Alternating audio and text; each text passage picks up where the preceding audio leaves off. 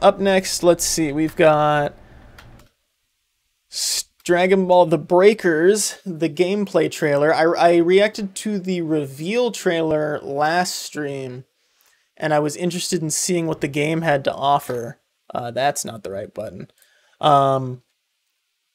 But it looks like, and from what I've seen on Twitter, it looks like it's like a Dead by Daylight, Friday the 13th, like Survivor game kind of thing. But this is 11 minutes long. We might not go through the whole thing unless it's like really ripping.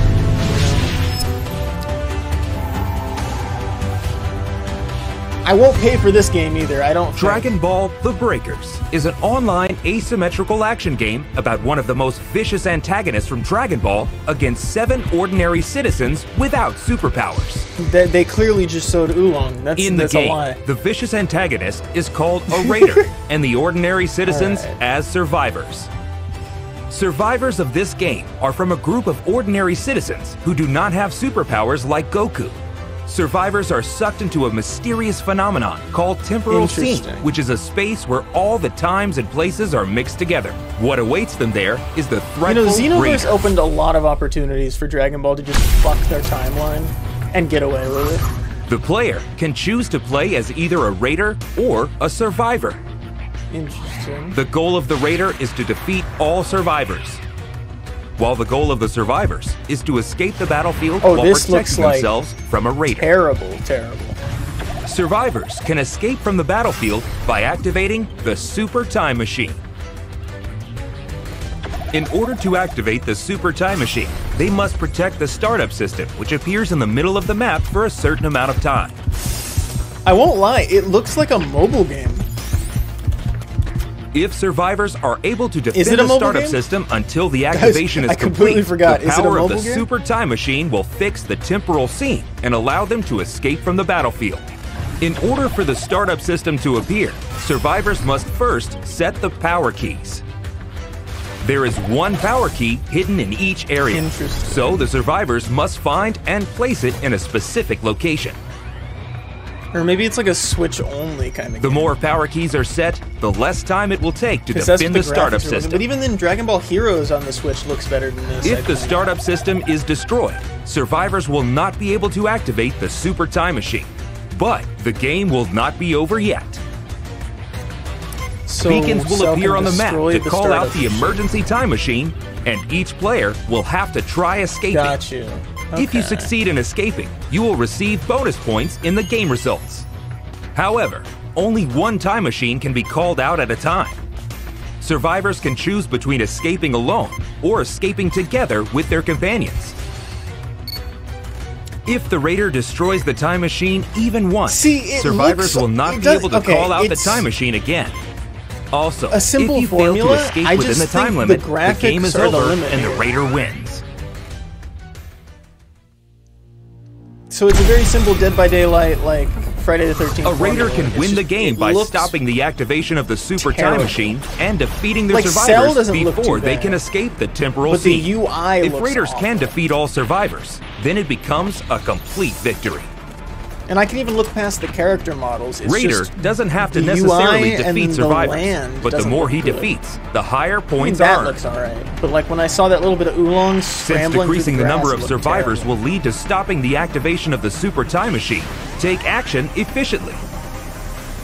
The Raider, with their overwhelming combat power, has a unique feature which allows it to evolve during the battle. Right. For example, one of the Raiders, Cell, starts as a larva at the beginning of the game and evolves by absorbing survivors and NPC civilians. One of the Raiders. Each time it evolves, its combat power and skills will change, so turning it into an even more threatening enemy for the survivors. The Raider has active and passive skills that make it a threat to survivors. Active skills can be activated at any time.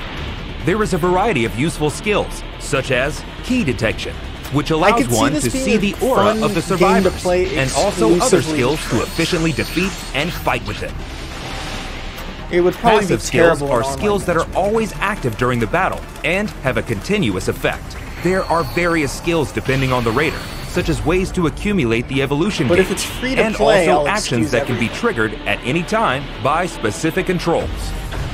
In addition, each Raider has special attacks for each transformation form. Nice. Among them, doesn't look too bad. Ultimate special attack, which can be used in the final form, has an incredible power and attack range. Cell's perfect Kamehameha hits everything in a straight line, making it a move that can be used to great effect, especially in attacking the startup system.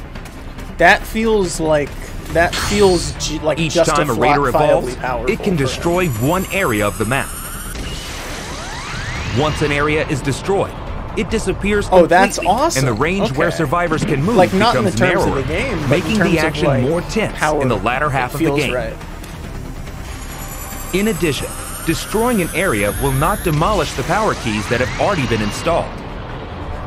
But destroying an uninstalled area will reduce the total number of keys installed, which makes the time longer to switch on the startup system. That's okay. I get it. All right, so there's an obvious meta here, or an obvious strategy. With these various skills, you can gradually drive survivors into a corner.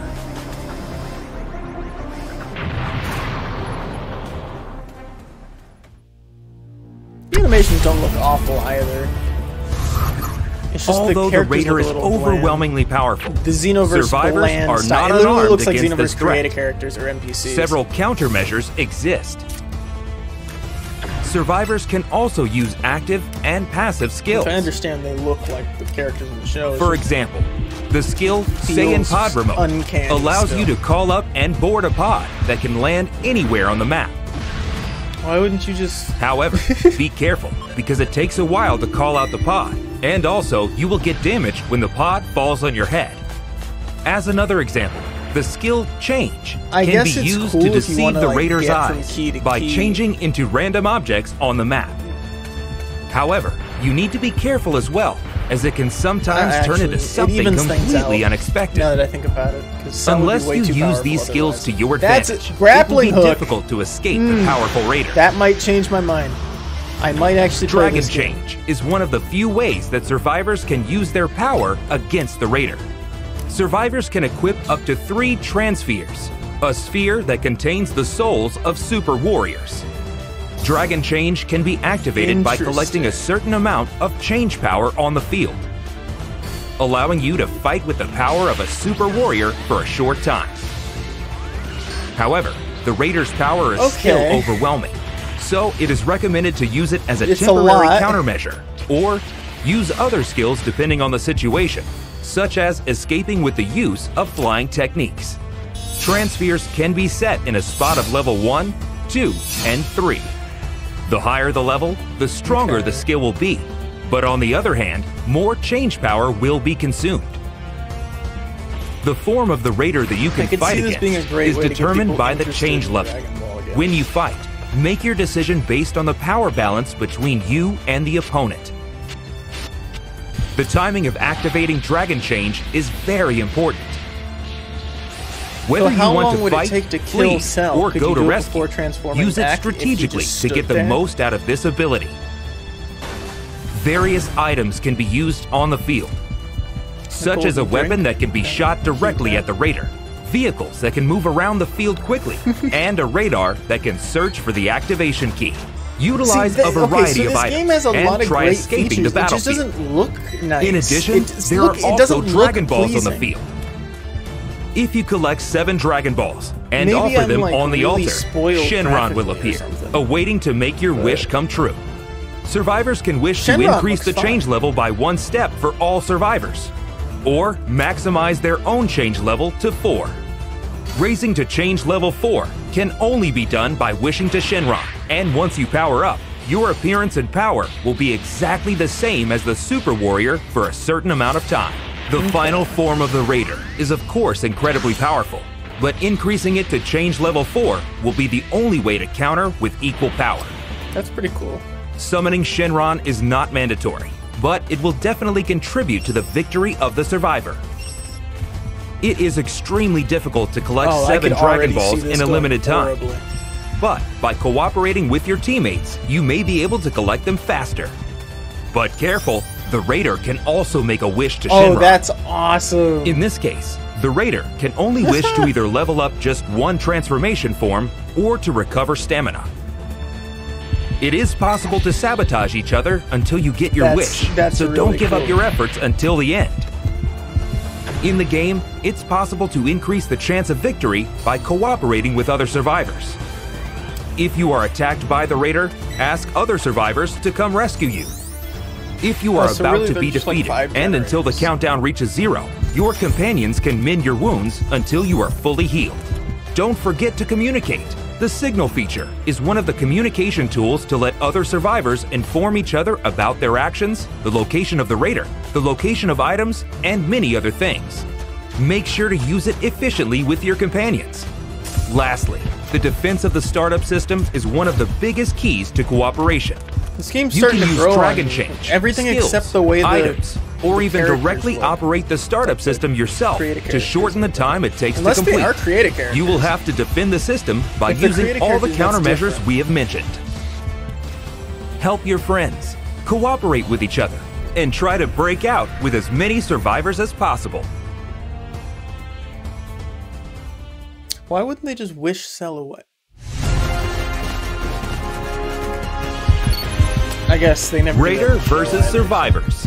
Experience the overwhelming power difference in strength and prepare to enjoy the ultimate asymmetrical battle action in Dragon Ball: The Breakers. Alright, well, it looks like we actually did get through all 11 minutes on accident. What the? No way!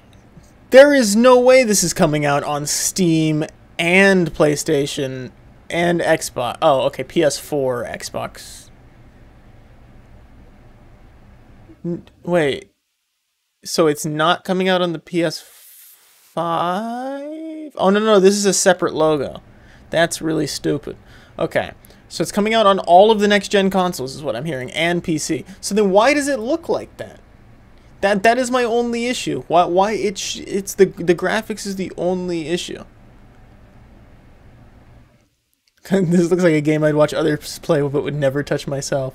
That's what I get it. It's more original than what, yeah, that's pretty cool. All right. I think I'm done looking through this bit. But I don't know. It doesn't say that what its price point is. If it's like, I doubt it'll be free to play because it's Bandai Namco, but if it is free to play, I'll check it out. Or if it's cheap, maybe I'll play it. But I am not particularly interested in paying for a game that it has all the makings of a good thing. Maybe the characters will look better by the time the game releases. Who knows? Next, all right.